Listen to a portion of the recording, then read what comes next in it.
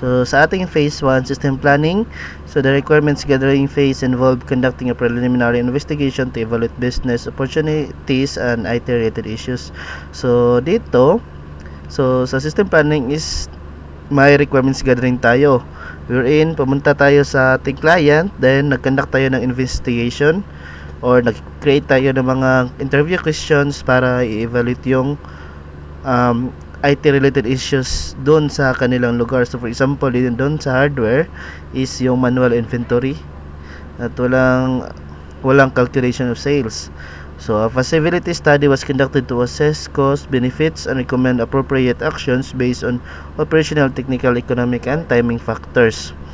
So nag-create tayo ng study para i-assess at mag-recommend ng kaukulang actions based on operational. So itong mga to, operational, technical, economic, and timing factors is yung yung sa system.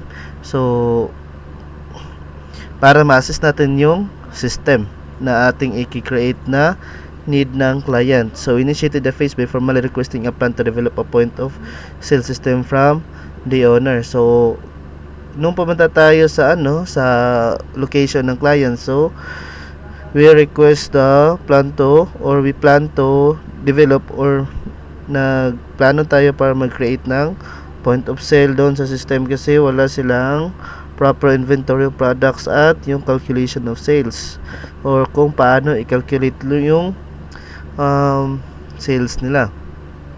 So questionnaires were created to identify the studies, nature, scope, processes, and problems with the current manual system. So yung questionnaire na yung ginawa is for our para sa mga client at para ma-identify yung problem sa current na situation kasi wala naman system manual ang current manual.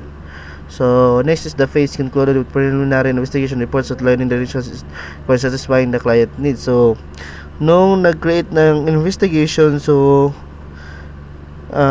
nag-try tayong mag-ask or magtanong sa client kung ano talaga yung kailangan nila para ma-satisfy sila sa gagawin nating system.